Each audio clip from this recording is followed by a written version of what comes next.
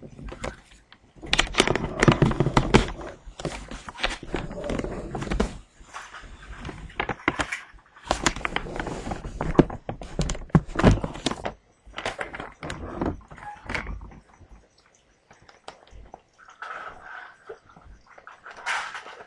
everybody, before I start, I have a PowerPoint that is connected to my speech. I couldn't project it, so I'm giving my audience a copy and they can follow along. According to the Center of Disease Control, suicide is the second leading cause of death for people between the ages of 15 and 24. Suicide is the third leading cause of death in people ages 10 through 13. Another daunting fact, males are four times as likely to commit suicide than females. My purpose today is to spread awareness of male teen suicide as well as inform about suicide prevention. I became aware of this epidemic while studying adolescent psychology. It greatly affected me because I have a son. I have two younger brothers, and I work with children ages 10 to 13. I started to do research to learn what I could do to help prevent suicide in adolescent males. How many of you have a child? A son? A younger brother or male cousin? If you could save their life, would you? Today I am going to talk about why teenage boys commit suicide more than girls and explain the Suicide Prevention Resource Center's comprehensive approach to suicide prevention. We can find out what is expected of teenage boys, but first, let's find out what's expected from all teenagers. According to psychologist Erik Erikson, there are life crises that everyone goes through throughout a lifespan. These are called psychosocial developmental stages. Between the ages of 10 and 24, there are two: industry versus inferiority, and identity versus role confusion. In industry versus inferiority, the adolescent must adhere to society's norms or face feeling different or inferior to the rest of society.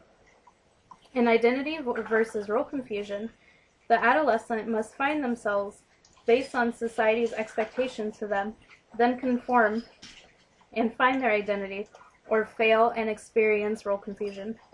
So then, what exactly does society expect from males? At a young age, boys and girls start to learn their gender and how they are supposed to act according to society's gender stereotypes. In our society, we expect girls to be nurturing caregivers. In general, it is viewed as normal or okay for girls to be emotional. Thus, it is easier for them to find help when needed. In our society, we expect boys to be masculine breadwinners. In general, boys are viewed as masculine and not emotional. For this reason, it is harder for boys to reach out for help because they do not want to be considered an outcast for playing outside of their gender role. Now that we know of possible causes for a high suicide rate in adolescent males, we can look on how to help.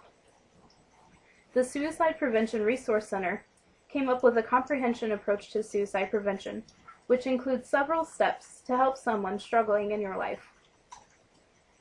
One is identifying someone at risk for committing suicide. Look out for early warning signs, such as talking about suicide, no hope for the future, self-destructive behavior. Increase help. You can do this by simply talking. Most individuals who are suicidal will not seek help. It is important to talk to them in a non-judgmental and helpful way. There are many helpful guides on how to talk to someone who is suicidal. One good resource is helpguide.org. Provide access to mental health services. This one might seem difficult, but it can be as easy as posting a magnet on your refrigerator for a suicide helpline number. Something else that a lot of people don't think about is you can call your child's school and ask for additional resources in the community. Other steps in the comprehensive approach to suicide prevention is to restrict access to lethal means, enhance life skills, and promote social networks and connectedness. Some concluding thoughts.